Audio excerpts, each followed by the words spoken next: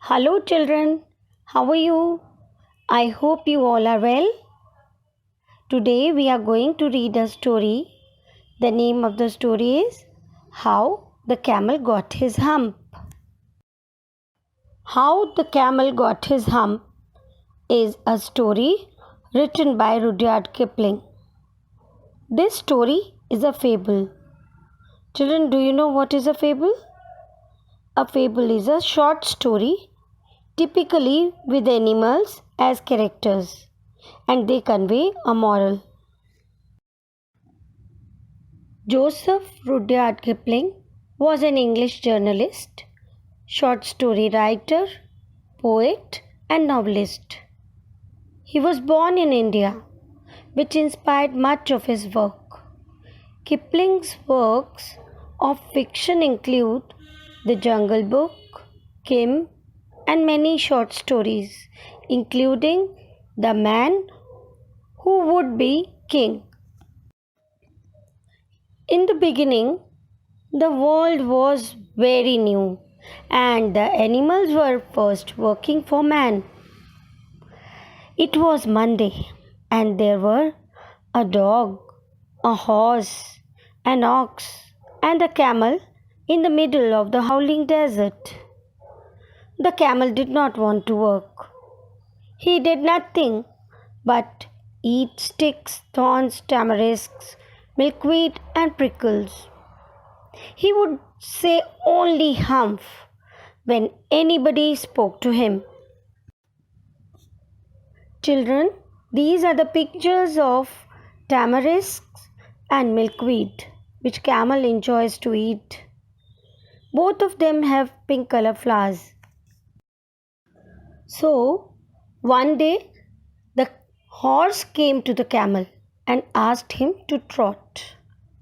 But the camel said, humph. Then the dog came up to the camel. The dog, who had a stick in his mouth, said to the camel, please come and fetch and carry like rest of us. But do you know what did the camel say? He said, humph. Next, the ox with the yoke on his neck came to meet the camel. The ox said, Camel, dear camel, come and plow like the rest of us. But do you know what did the camel say? He said, humph. Now the man called the horse, the dog, and the ox together, and he told them that I'm very sorry, but this hump thing in the desert is not working, so you all have to work double time to make for it. Now kids, do you think it is right for man to give them work double because the camel was not working? I don't think this is fair. That made the horse, dog, and ox very angry. They held a meeting on the edge of the desert. The camel came and laughed at them. Then he said, humph, and wandered away again. Now soon, the jinn, who was in charge of all the deserts, came rolling in a cloud of dust. The animals complained to the jinn about the camel that it doesn't work and only says humph. The horse said, is it right for anyone to be idle with the world so new and all? The jinn said, certainly not. The animals complained to the jinn about the camel that it doesn't work and only says humph. The horse said, is it right for anyone to be idle with the world so new and all? The jinn said, certainly not. The jinn decided to confront the camel. Soon he found the camel doing nothing but only looking at his own reflection and admiring himself. Jinn asked the camel why he was not working. As usual, the camel only said, "Humph." The Jinn warned him not to say humph again and asked him to work. But he said humph again, and a hump appeared on his back. That's your very own hump that you have brought upon your very own self by not working, told the Jinn to the camel. Jinn said, "You did not work for 3 days.